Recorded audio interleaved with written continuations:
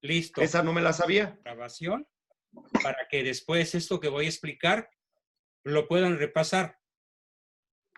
Bueno, déjenme primero explicarles un poco de mi perfil profesional acerca de este tipo de trabajos. Yo terminé la licenciatura en psicología a los 21 años en la Universidad Iberoamericana. Y cuando terminé, me di cuenta de aquello que dice Sócrates: solo sé que no sé nada.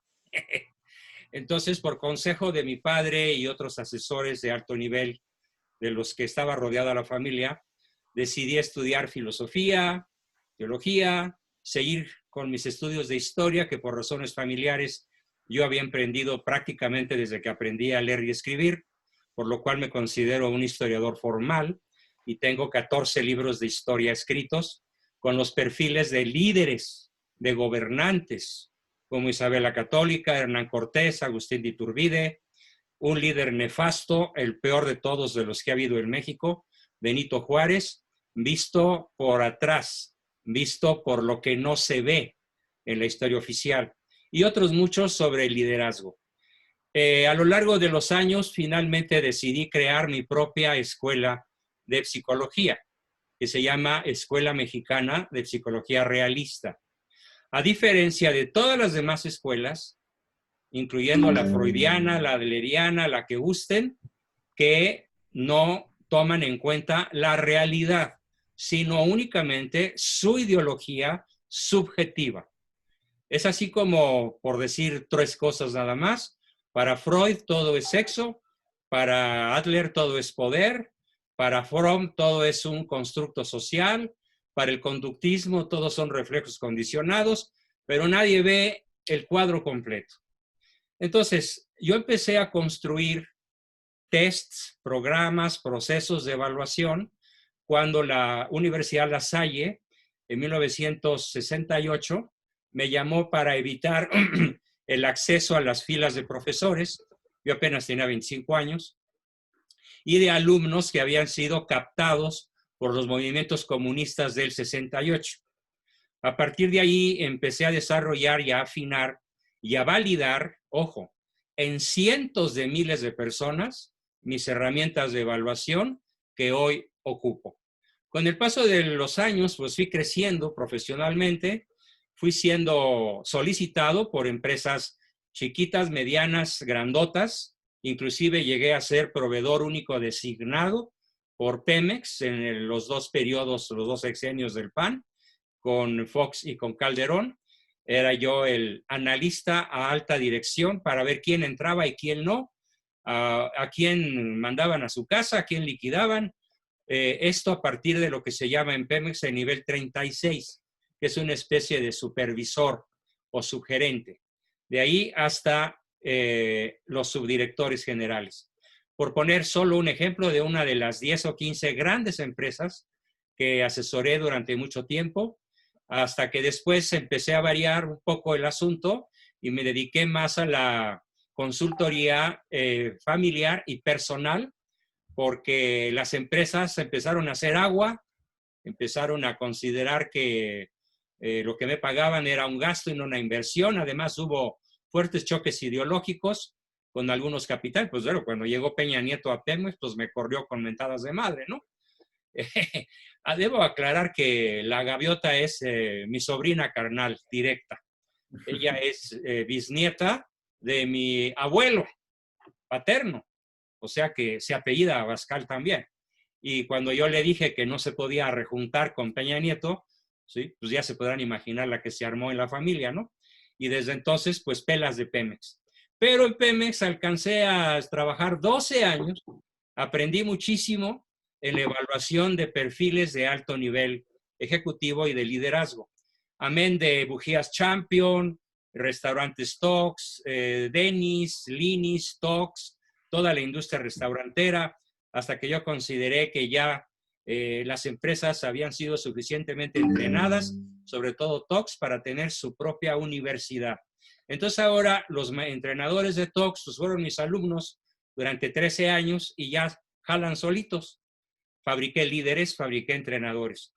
Todo esto es mi experiencia en la forja, en la descripción, en el descubrimiento de quién sirve para qué. Esto era importante que lo escucharan.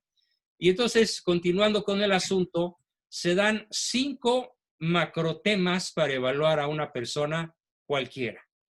Lo mismo si va a ser un barrendero que si va a ser un gobernador, un alcalde, un policía, tu esposo, tu novia, tu quien quieras.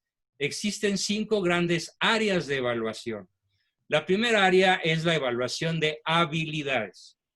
Voy a poner ejemplo de lo que es una habilidad.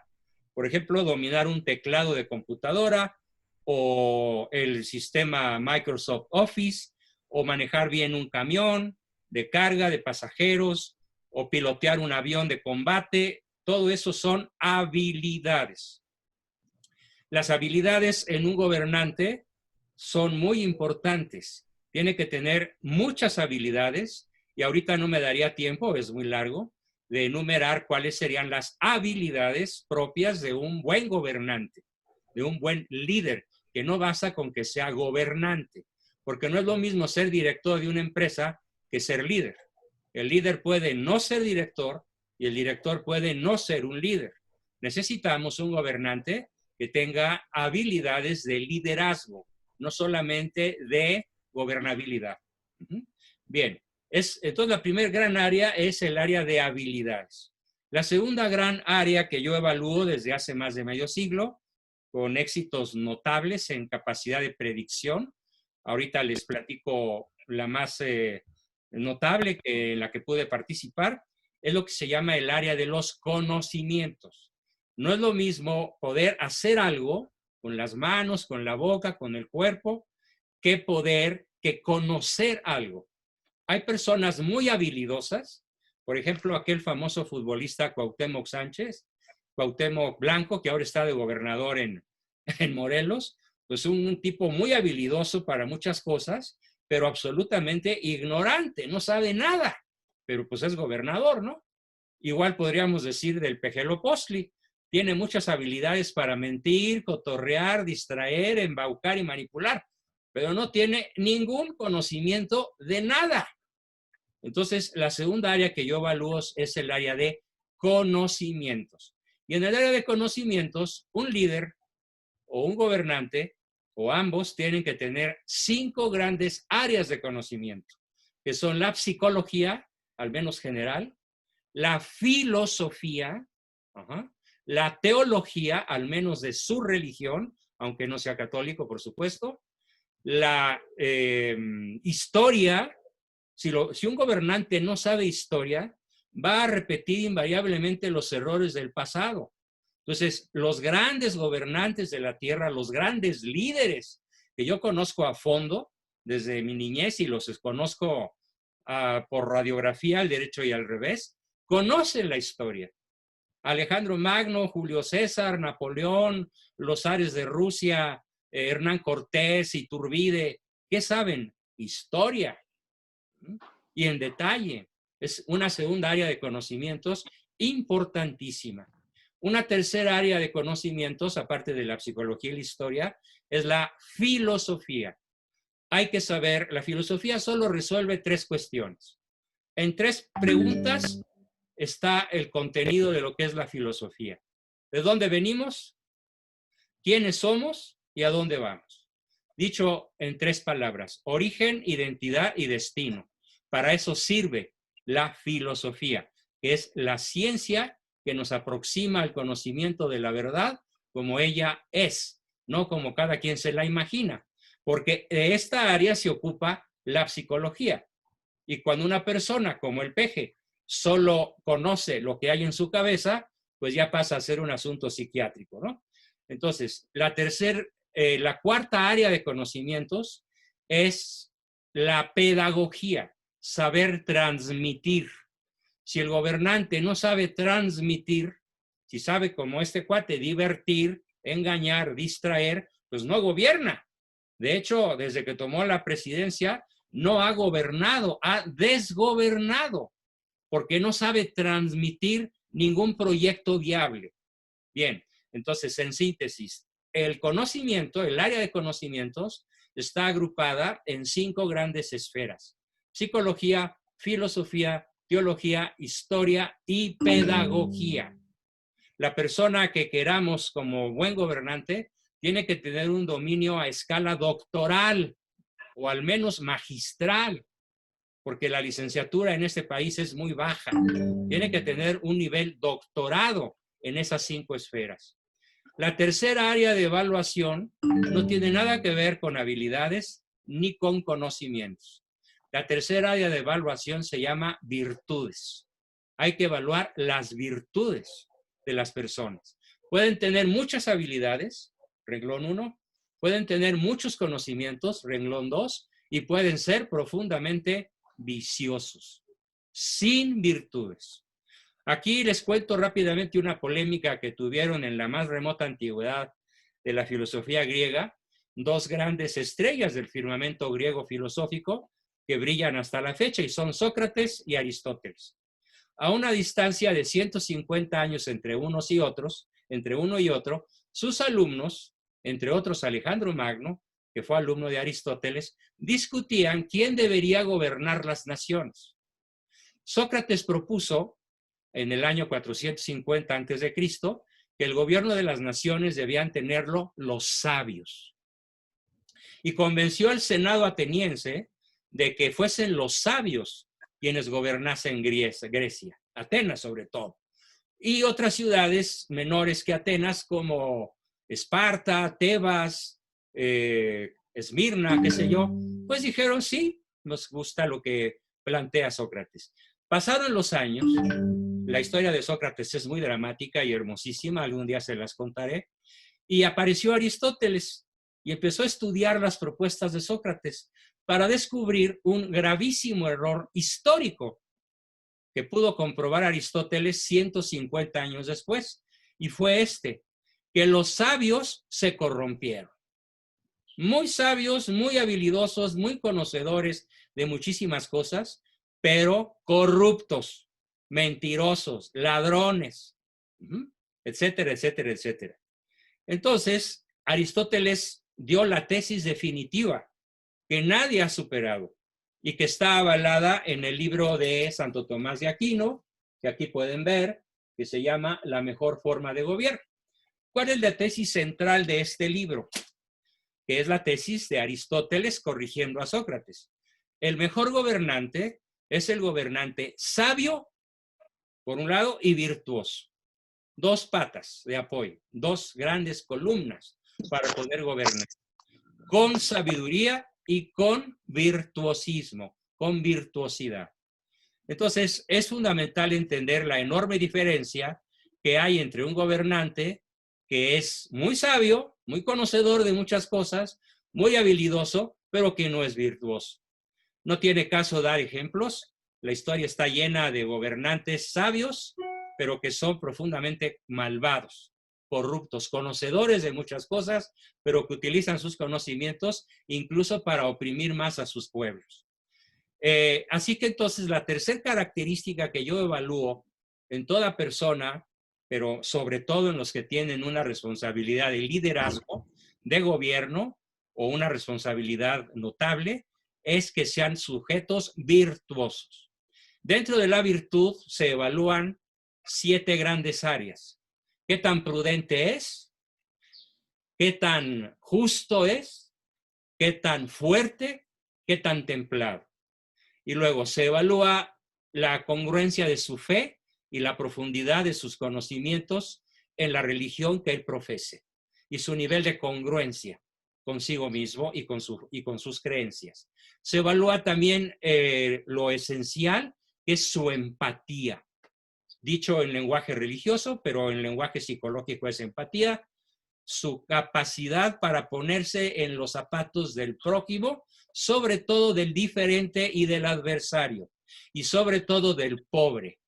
La mayoría de las naciones tienen enormes cantidades de pobres, porcentajes altísimos de población. El gobernante sin empatía por ellos, obviamente no les va a dar dádivas como corruptor, les va a dar las oportunidades para que puedan progresar por sí mismos, que es el principio que llamamos de subsidiariedad, que dice, si alguien puede hacer las cosas por sí mismo, no se las hagas tú, Pero si no las puede o no las sabe hacer, enséñaselas a hacerlas para que pueda hacerlas. Eso es caridad por el prójimo y es una de las virtudes esenciales. Entonces yo evalúo 7 virtudes en todo ciudadano: prudencia, justicia, fortaleza, templanza, fe, esperanza y empatía, o caridad en lenguaje cristiano. Ahora, ustedes me van a preguntar, ¿y por qué es tan importante evaluar la virtud? Bueno, por 10 poderosísimas razones que muy pocas personas conocen. Las primeras 5 razones por las cuales el gobernante debe de ser virtuoso es por lo que vamos a llamar ganancias biológicas o neurofisiológicas endócrinas. ¿Cómo es la vida, cómo es la biología de una persona virtuosa? Envejece despacio y con lucidez, primero. Segundo, tiene un sistema inmunológico a prueba de peste de la China virus comunista. No le hace nada, porque su sistema inmunológico tiene un pH de 9 o más. Lo normal es 7, una persona virtuosa tiene un pH altísimo. 0 acidez, mucha alcalinidad. Algo que se ha comprobado científicamente, sobre todo en las universidades alemanas. Bien, la tercer ganancia fisiológica de la persona virtuosa es analgesia. Rara vez le duele algo.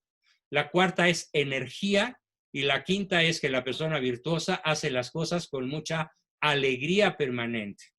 En resumen, envejecimiento lento, lúcido, sistema inmunológico alto, energía, analgesia y alegría.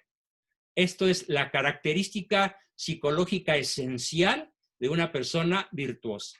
Pero luego tenemos lo que se llaman las ganancias operativas. Cómo trabaja, cómo juega, fútbol, ajedrez, damas chinas, cómo hace la comida, cómo va al mercado, cómo trata a su esposo, cómo educa a sus hijos, cómo resuelve un trabajo de camionero o de técnico de la NASA. Se llaman ganancias operativas, que son 5. Primera, es una persona eficaz, logra el resultado. ¿Por qué? Porque es virtuoso. Segundo, es eficiente, hace mucho con poquito. Tercero, es rápido en su ejecución. Cuarto, es absolutamente oportuno, hace las cosas cuando se necesitan. Estaba leyendo yo recientemente cómo le hizo Alemania para resolver el problema económico del coronavirus. Aparte de que es el país europeo con el más bajo índice de letalidad, menos casos de muertes y menos casos de infecciones, el problema económico, el problema de las empresas, el problema del desempleo, ¿cómo lo resolvieron? Así, eficaz, eficiente, oportuna, rápida y alegremente. Es impresionante lo que hizo Alemania. ¿Saben cuánto invirtió en salvar la economía del pueblo alemán? Estamos hablando de 84 millones de alemanes al fusionarse las dos Alemanias. Estamos hablando de una inversión del 60% del Producto Interno Bruto. Francia invirtió el 12%, España el 8% y México el 0.75%. Es criminal, criminal. ¿Por qué? Porque este país no está gobernado por personas que tengan estas 10 características en su forma de gobernar. Ni las fisiológicas, ni las operativas. Por eso es tan importante la evaluación de las virtudes de las personas.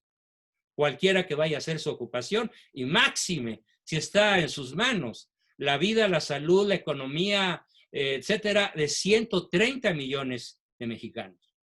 Luego tenemos la cuarta área de evaluación que se llama evaluar talentos. El talento no se aprende, el talento se hereda, el talento va en los genes. Hay muchos futbolistas que podríamos decir, desde la pancita de mamá, ya jugaban fútbol. Hay muchos genios como Mozart, Einstein, Beethoven, Goethe, etcétera, que fueron concebidos genios, con un cerebro genial por su riqueza de conexiones neurológicas y por otros muchos factores. Entonces, el área de talentos, ¿cuál es el talento del gobernante? Es el carisma, la empatía, la intuición, la memoria, Por ejemplo, los personajes de mayor éxito en el gobierno, en los gobiernos de la Tierra, son políglotas por naturaleza.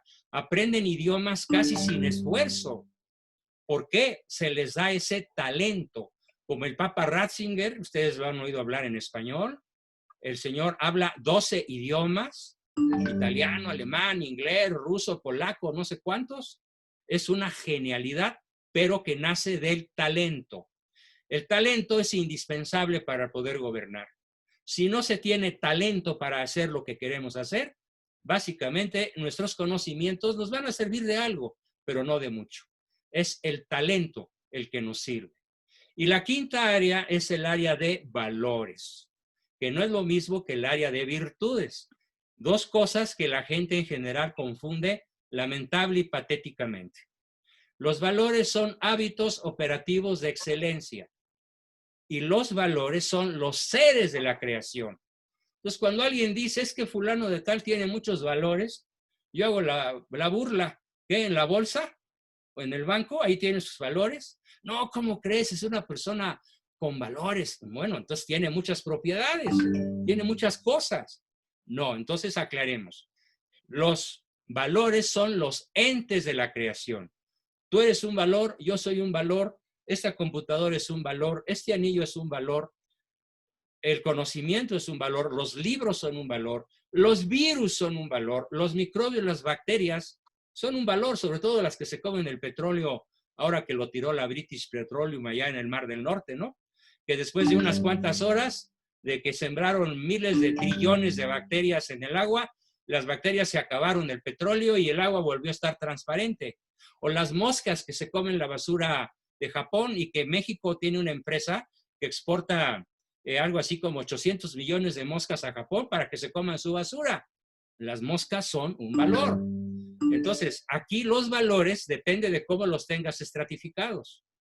Hay 9 valores y 6 contravalores. Lo que yo hago es analizar cuál es el valor operativo de la persona que va a tener esa responsabilidad, sobre todo la de gobernar. A ver, ¿cuáles son los 4 o 5 valores que destacan por encima de cualquier otra cosa en los gobiernos mexicanos de los últimos 92 años? Pues tenemos 5 contravalores. El poder por el poder. En el Pacto de los Generales, el primer pacto fue, vamos a perpetuarnos en el poder. Segundo, la riqueza o propiedades. Vamos a repartirnos el territorio. Al frente estaba Plutarco Elías Calles y lo estaba certificando como juramento masónico el enviado plenipotenciario del gobierno norteamericano, cuyo presidente era Dwight Morrow. Entonces, poder, riquezas o posesiones, fama, honores y placeres son los 5 grandes contravalores que nos han gobernado, entre comillas, a los mexicanos durante 9 décadas. Ya basta. Necesitamos una persona gobernante que tenga cuando menos los 4 principales valores que se llaman los esenciales, los trascendentales del ser. ¿Cuáles son los trascendentales del ser? El bien honesto, no el bien útil ni el bien deleitable, el bien honesto. La verdad, no mi verdad, eso déjenselo a Niurka, mi verdad, no. La verdad que es anterior, independiente y superior a mí. La verdad objetiva, la que es por sí misma, no la que este señor que hoy desgobierna trae en su cabeza con sus fantasías verdaderamente fuera de la realidad. Entonces, el bien honesto, la verdad objetiva, la belleza, que Santo Tomás y Aristóteles ya lo había dicho, es el esplendor de lo verdadero. Solo la verdad es espléndidamente bella. La mentira es horrible, terrorífica. Y cuarto, el valor de la unidad, en donde la persona se dedica a ver qué nos une, no qué nos separa. Hoy tenemos el más brutal ejemplo de lo que es separar. O estás conmigo o eres un corrupto. O estás con la 4T o estás pelas, eres un fifí, neoliberal, corrupto y etcétera. Ya lo hemos visto cómo habla y qué dice. Entonces, en resumen, el área de los valores, que es la quinta área, busca personas que sean apasionadas de los 4 grandes valores: el bien honesto, la verdad objetiva, la belleza como esplendor de lo verdadero y la unidad familiar, vecinal, no sé, humana, del equipo, de la gente que gobierna y de los gobernados con el pueblo y el pueblo con su gobierno. La unidad. No en balde, el rojo de la bandera mexicana fue creada por Iturbide con esta filosofía, la filosofía del bien, de la unidad. Y el blanco, pues es la religión católica apostólica romana. Y el verde, la independencia. Iturbide plasmó en la bandera mexicana los 4 grandes valores universales, que los que son buenos en China los practican, o en Totonaquia, o en Japón, o en la Antártida, donde quieran. Donde hay una persona buena, está adherida a los 4 grandes macrovalores. Y donde hay una persona con conocimientos y habilidades, no virtuosa, no con una escala de valores adecuada a la que acabo de decir, es un perverso inteligente, como por ejemplo lo fue Salinas, y que lo sigue siendo porque él está detrás de todo este guateque. Está detrás del narcotráfico, está detrás del narcosistema y sigue como miembro del Club Bilderberg gobernando los hilos de esta nación, como le conviene a él y a sus achichincles o a su camarilla o a su obediencia masónica. En resumen, entonces, evalúo 5 grandes áreas: habilidades, conocimientos, virtudes, talentos y valores.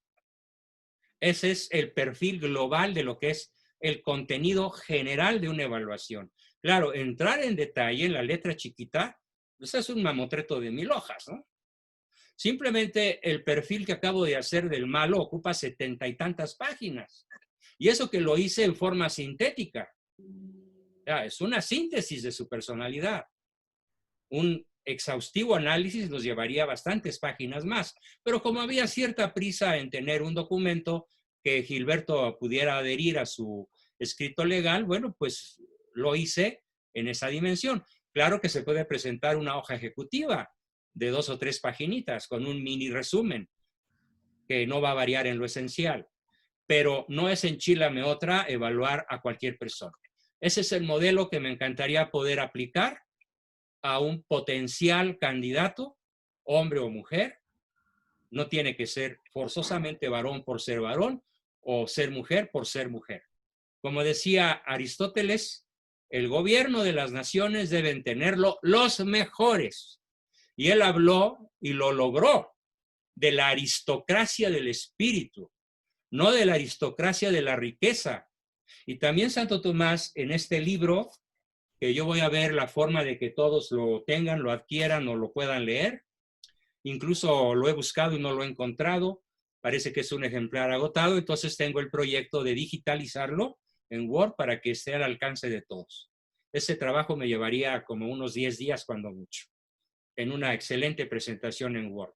Para que vean que no estamos hablando de pipis y gañas o enchilame otra, no. Es un tema muy complejo que requiere un altísimo nivel de profesionalismo y de responsabilidad para que no cualquier ambicioso se vuelva a trepar otra vez a la silla, sino una persona verdaderamente sabia y verdaderamente virtuosa, que es la aristocracia del espíritu, la que debe gobernar a las naciones, independientemente si es un rey, un monarca, un emperador, un kaiser, un caudillo, un presidente, un primer ministro o como le queramos llamar. Ya sabemos que aquí en México, bueno, pues la figura presidencial sería la adecuada. Además, pues es la que se usa en casi todo el planeta y no tendríamos por qué romper el concierto con las naciones. Bueno, pues esa es mi exposición. Yo creo que valdría la pena que alguien hiciera alguna pregunta si gusta. Yo tengo, Adelante. oye, me encanta, Pablo, Juan, felicidades, está increíble el perfil.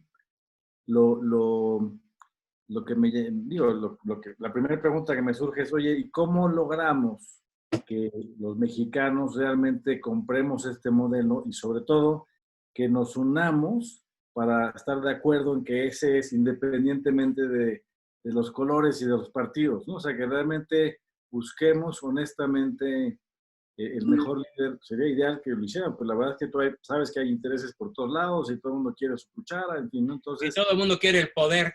Entonces, ¿cuál es cuál es la fórmula para que esto pueda implementarse? ¿No? Esa es la pregunta. Bueno, mira, tengo varias experiencias venturosas al respecto. Una, les prometí hace un rato platicárselas. Muchas personas, afortunadamente, sobre todo la clase media mexicana, que no es despreciable ni siquiera por el número, está demostrado que somos bastantes. Estamos hablando de millones de clase medieros que todavía estamos vivos y que todavía tenemos recursos. Somos clase medieros todavía. Todavía, aunque lo estamos perdiendo a velocidad aceleratriz, ¿no? Lo que les quiero platicar es que siendo Francisco Gil un hombre del narcosistema de lo más corrupto, se le ocurrió pedirle a un subdirector que hiciera un concurso para depurar a la policía de las fronteras, a los agentes fronterizos. Eran miles, a lo largo de 3.300 kilómetros de frontera. Y pues un buen amigo mío, que puedo decir su nombre, Jesús Rojas, era el subdirector del área.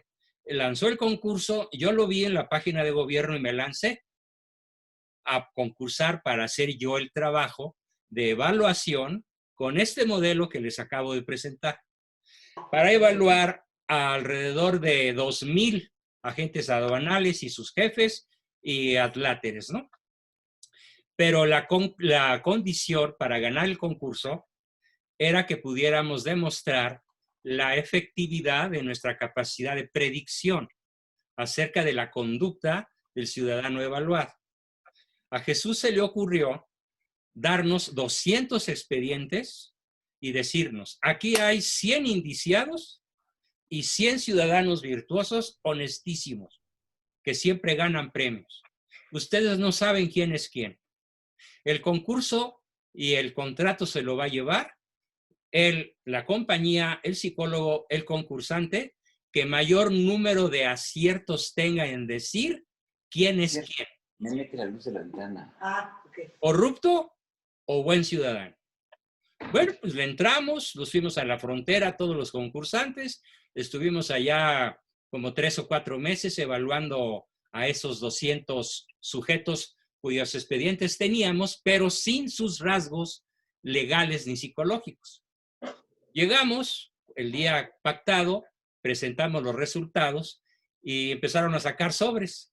Pricewaterhouse, 56% de acierto. Fulano de tal y asociados, 38%. Y así, y la mía no salía al último. Juan Bosco Abascal y, bueno, mi empresa, Reingeniería de Valores, dirigida por Juan Bosco Abascal, 95% de aciertos. Con las herramientas que yo utilizo, supe quiénes eran en un acierto de 95% los corruptos, los mafiosos, los indiciados y los buenos empleados de todos los niveles que estábamos evaluando. Obviamente me llevé el contrato. Firmé el contrato, eran 3 millones de pesos, muy bien pensados. Además era el más barato, la propuesta más económica era la mía. Había quien estaba cobrando $3 millones. Ya ahí con eso pues ya estaba descalificado, ¿no? Nos fuimos y empezamos el trabajo y empezamos a presentar resultados. Y bueno, Jesús Rojas encantado porque estábamos descubriendo el oro negro de todas las cochinadas que se hacen en la frontera, ¿no? Y de pronto yo les digo a los directores del área, les digo, oigan, ¿saben que en el aeropuerto hay separos de migrantes a los que les cobran $5,000 por pasarlos a México? No manches, ¿y cómo lo sabes? Pues que me lo dijo uno de los evaluados en la frontera, que es el que los hace pasar por un túnel que construyó el Chapo. Han pasado algunos años y espero que ahorita no entre alguien a rafaguearme, ¿no? Entonces, cuando Francisco Gil Díaz supo de lo que Juan Bosco Abascal y mis hijos, porque participaban ya 3 de mis hijos en mi equipo, y mi esposa y otros ayudantes míos, también de alto nivel profesional, éramos capaces de hacer, ¿qué crees que hizo? Nos canceló el contrato. Dijo, Claro. no queremos que la derecha sepa qué está sucediendo realmente. Creíamos que iban a decir, pues, el más inteligente, el más capaz para el tiro de arma de fuego, el físicamente más correcto para el puesto. No, evaluamos valores, virtudes, conocimientos, talentos, y habilidades, y el resultado fue tenebroso. Otra experiencia brutal fue en la PGR. Me dio a Antonio Lozano gracia de evaluar 5,000 policías judiciales. Adivinen qué porcentaje tienen perfil psicópata. Todos. El 88%. Y los no psicópatas son medio tontitos, ineptos. O sea, los buenos son tontos y los malos son listísimos, pero psicópatas. Ese fue el segundo. Y luego tengo otro que aportar. ¿Cómo convencer a la gente? Bueno, cuando yo publico este tipo de artículos en mi Facebook, llego a tener hasta 500,000 de alcances. Yo estoy seguro que si hago, con la ayuda de ustedes, una promoción suficiente a una evaluación de este tipo para evaluar candidatos a alcaldías, a gubernaturas, a la presidencia de la República, lo que sea, voy a sumar cientos de miles de voluntades. Tendría que tener obviamente un gran apoyo de todo Frena. Yo solo no lo puedo hacer, no tengo 1000 manos, ni puedo manejar toda una red de cómputo como la que en un momento dado se necesitaría para poder permear y convencer a la gente de que necesitamos un gobernante con este perfil. Y que lo más probable es que no sea partidario, que no sea afiliado formal a ningún partido político. Yo en lo personal se los digo, no creo desde niño en los partidos políticos. Desde que a los 10 años u 11 le escuché decir al presidente de aquel entonces, a Adolfo Ruiz Cortines, cuando me da mi acta de nacimiento, ya después de muchos años de negárselas a mí y a mis hermanitos, mire, señor Abascal, le dijo a mi papá, por favor, no se metan en política. ¿Por qué? Porque el arte de hacer política en México consiste en comer caca y pedir más y no hacer gestos. Y sin hacer gestos. Y sin hacer gestos. Yo lo escuché eso cuando iba a cumplir 11 años y juré nunca incursionar en esos terrenos. Y además mi papá dijo, yo nunca voy a apoyar a ningún partido político porque los partidos le parten la madre a la patria. Porque Laurita. ¿Ahorita? No, bueno. Laurita quiere desde hace rato hacerte una pregunta y Pablo Acedo que quiere acaparar el micrófono. Bien, adelante. ¿Quién va a preguntar? Laura. A ver, ¿dónde anda? Te congelaste, Laura. Ah, yo. ¿Bien? ¿Ya? A ver, Ya. Pregunta, Laurita Rivera. Hola, qué gusto. Buenas tardes a todos. Tardes. Buenas tardes, Juan Bosco. Hay 3 preguntas rápido. Una, ¿conoces algún presidente o ministro de algún país Sí. que desde tu punto de vista cubra con este perfil? Te doy 3 rapidísimo. Václav Havel, Okay. la antigua Yugoslavia, que hoy se llama, ayúdenme.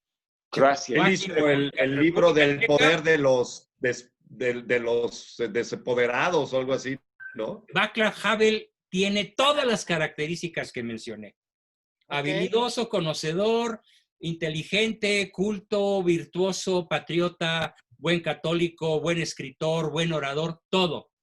Václav Havel. Otro, Nelson Mandela, que cuando es sacado de la cárcel, después de 28 años de maltrato, llega al Palacio de Gobierno y todos los africanos tienen sus chivas en la calle para irse y los alcanza y les dice, no, regresen a trabajar conmigo, a sus carceleros, a sus torturadores. Yo quiero una sola Sudáfrica unida. Ese es el gobernante que necesitamos. Y otro mexicano, Agustín de Iturbide, Por favor, les voy a pedir que lean la biografía de Agustín de Iturbide, que es uno de mis libros más vendidos. Agustín de Iturbide, de Libertador de México. Él tuvo todas las virtudes que acabo de explicar. Además de que era guapo, de que era de buena familia acomodada, de que era aristócrata. ¿Qué fue lo que motivó su fusilamiento? Precisamente el ser virtuoso. Lo mismo que le pasó a Sócrates 2000 y pico de años antes. Cuando le dicen, oye Sócrates, ¿cómo andas predicando que nada más hay un Dios verdadero si nos vas a quitar la fiesta de los otros 364? ¿Qué no eres nuestro amigo? Y él contestó, sí soy su amigo, pero soy más amigo de la verdad. Y cuas, que le dan a beber el veneno de la cicuta, porque no se quiso callar y no se quiso ir. Y no quiso cambiar lo que él ya sabía. No es que él creyera en un solo Dios, es que él sabía que así era. Por el genio griego. Además, no lo inventó solito. Él tenía detrás de él muchos filósofos que ya lo habían estado discutiendo.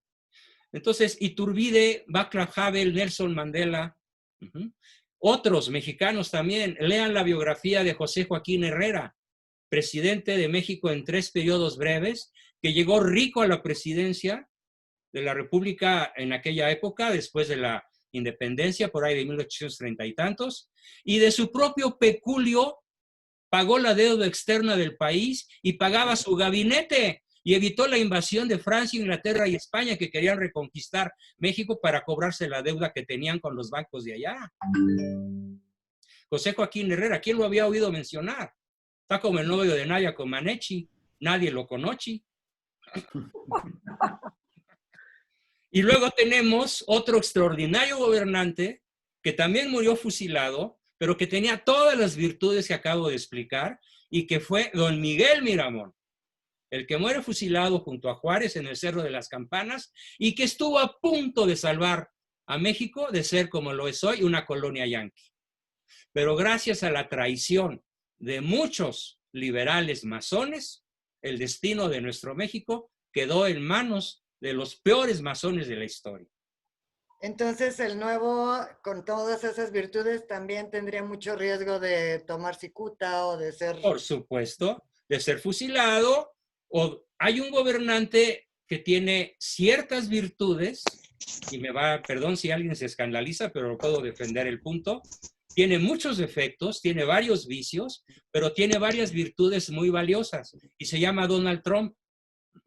Y lo más probable es que lo fusilen, lo envenenen o lo echen a la basura, porque es pro vida, es pro familia, es pro su patria, y, ojo, no es masón, ni está dentro del gobierno que llamamos Deep State, donde sí está Clinton, Obama, Michelle, y todo, ¿no?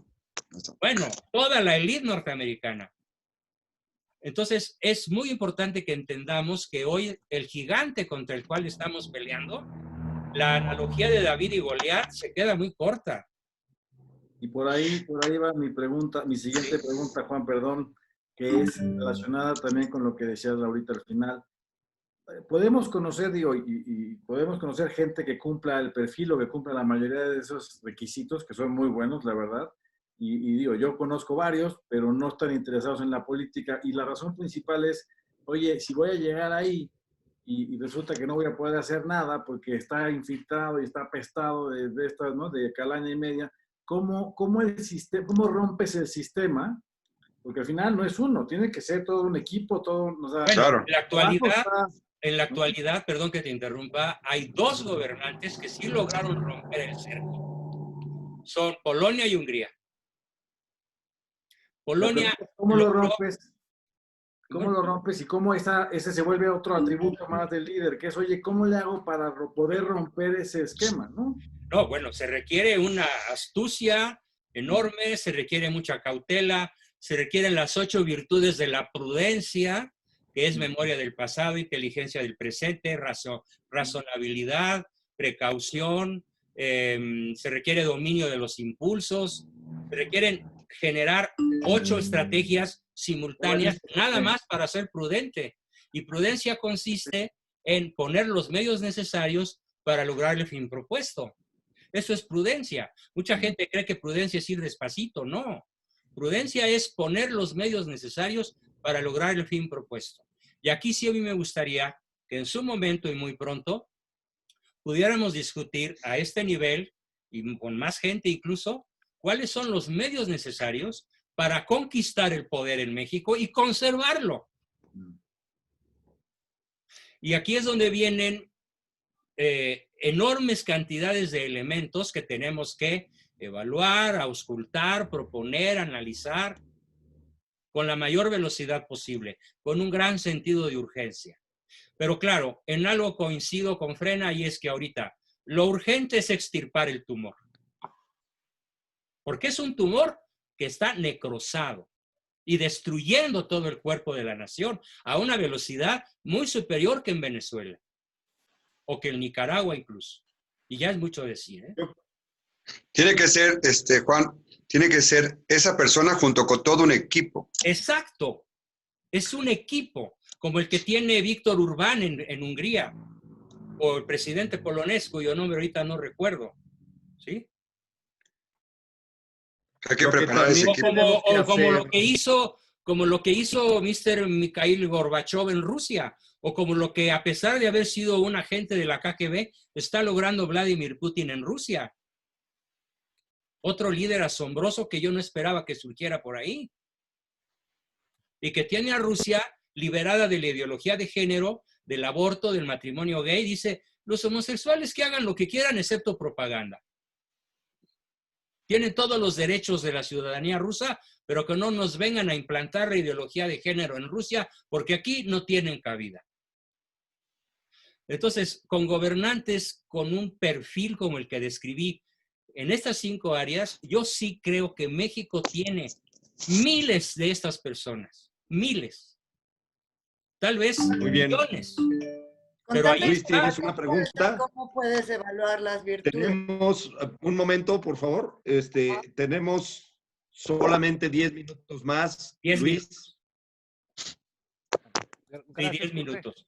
A ver, perdón, ¿quién quiere? Luis Rivera, Luis luego tienes Laura y luego Antón. Muy bien. Bueno, primero que nada, buenas noches, buenas tardes a todos. Ahí disculpen un poquito el retraso. Y un poquito la cara de sueño, ando un poco Dale. Sí, ando un poquito trasnochado porque me ganó el trabajo. Dale. Nada de rollos. Sí, dame chance, por favor. Mira, primero que nada, pues doctor, muchas gracias por esta sesión. Quiero comentar de que yo pienso que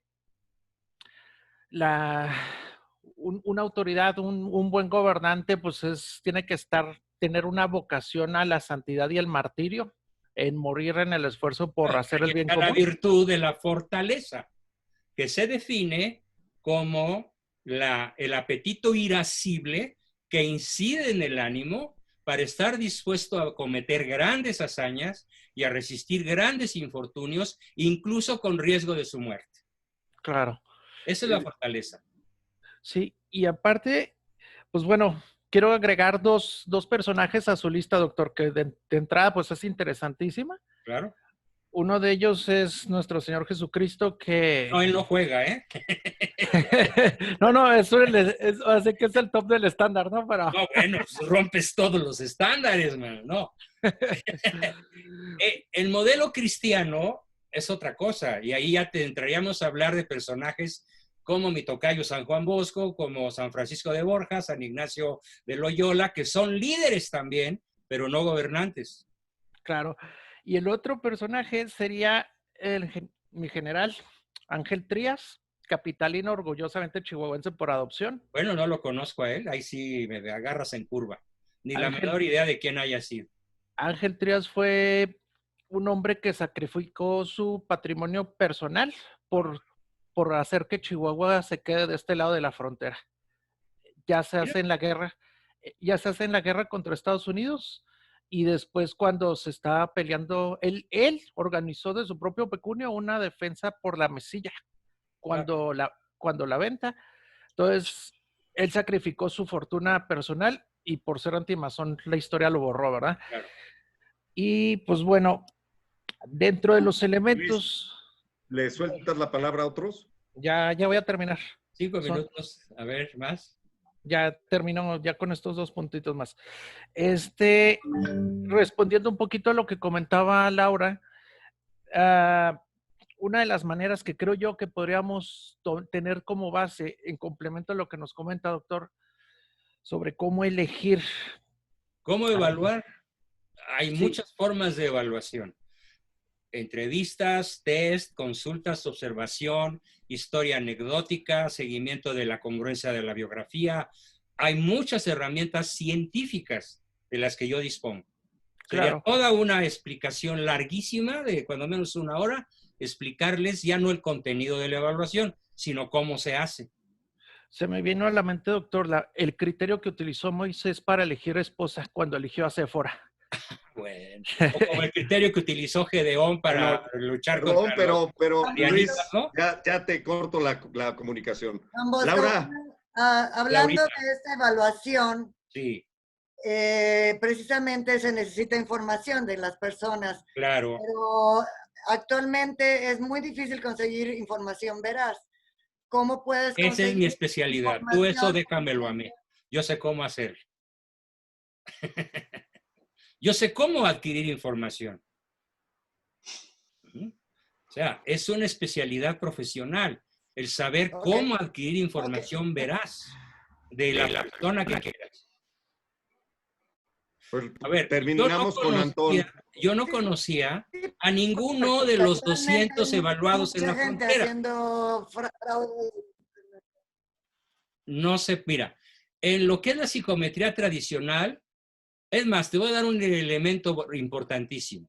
Si tú sujetas a un individuo al polígrafo, ¿sabes quién se burla del polígrafo y te dice lo que quiera y te engaña? Los psicópatas. Por su sangre fría, por su genialidad intelectual, por su astucia. Y el gobierno de todas las naciones estúpidamente siguen usando el polígrafo, excepto en ciertos países como Argentina o Chile, donde las cosas que yo conozco están muy avanzadas también. Perdón, vamos con Antón, que nos diga su pregunta. Sí, rápidamente. En cualquier posición de perfilamiento puede siempre surgir el mejor perfil con el mejor candidato, pero todo lo que rodea la manzana la pudre. Es decir, hoy las estructuras de gobierno, como hace muchos años, sufren de metástasis.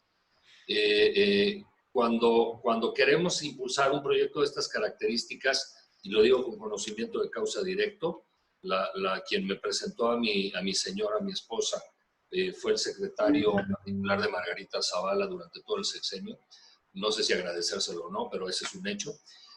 Lo cierto es que cuando salió de la presidencia el señor Calderón, él se tuvo que ir a vivir a Irlanda y por temas de lo asqueado que quedó de cómo se manejaban las cosas. No estoy hablando del PAN, estoy hablando en general de cualquier gobierno. Bueno, les doy un dato muy triste. Mi hermano Carlos Abascal fue secretario de el Trabajo y de Gobernación. Y yo lo acompañé como su psicólogo esos 6 años. Y tanto su oncólogo como yo le dijimos, Carlos, si no desahogas todo lo que estás viendo, te vas a morir de cáncer. Y así fue. Bueno. Se murió de cáncer de la punta de la lengua a la punta del estómago, porque él siempre decía, secreto de Estado, secreto de Estado. Bueno, esa realidad, ¿cómo la confrontamos, Juan Bosco? Mira, pues perdóname, pero ya me tengo que ir. Sería una respuesta muy compleja, porque tengo varios modelos en la cabeza. Uno de ellos es el modelo de Sir Thomas More. ¿Cómo le hizo Sir Thomas More durante todo el tiempo que fue canciller de Enrique VIII en Inglaterra para salvar docenas de miles de vidas cuando era el único no corrupto de todo el sistema de gobernación inglés del emperador Enrique VIII? ¿Cómo le hizo? Bueno, sería largo explicarlo y es perfectamente aplicable a México. A mí lo que se me ocurre es que tienes que hacer un desparramiento del perfilamiento para que sean núcleos y células desgregadas en distintas partes. Pero tienes que hacer muchas cosas más que me encantaría poderles explicar. Okay. Yo creo que este tema de la evaluación, pues apenas fue presentado el qué. faltaría el cómo y faltarían los contenidos más finos en los que yo sí pediría la participación no nada más de los 12 que somos, sino de muchísimas personas más que estén en Frena y que sean afines a nuestro objetivo, ¿no? Extirpar el humor lo antes posible. Entonces, ¿dejamos la fecha del sábado abierta o la confirmamos en cuanto Gilberto nos dé luz verde? ¿O qué hacemos? Ustedes digan. Yo soy materia dispuesta. Pero ahorita ya no tenemos tiempo. Tú tienes que ir a tu plática, Juan, a mi siguiente sesión, a discutir ese tema. Muy bien, pues. ¿Cuándo nos vemos otra vez? Por mí. Jorge, tú nos coordinas. Cuando quieran. ¿Perdón? Sí. Jorge nos coordina. Jorge, tú me propones. Tú coordínalos y yo estoy disponible 24/7. Yo me quedo con ellos para que tengamos algunas propuestas. ¿Cómo no? Magnífico. Espero tu mensaje, Jorgito. Un abrazo, un beso para Gracias, Juan. Te extrañaba, Juan. Una maravillosa oportunidad. Un abrazo. Ir avanzando. Muchas gracias, Juan. Acuérdense que el camino de 5,000 leguas empieza por los primeros 30 centímetros del primer paso. Es correcto. El chiste es la tenacidad, que es la principal virtud de los mejores líderes que yo he evaluado a lo largo y lo ancho del planeta. Tenacidad, que en el caso del peje se llama contumacia y terquedad en el error. Bueno, hasta la próxima. Gracias, doctor. Un abrazo. Buenas tardes. Hasta luego. Bye.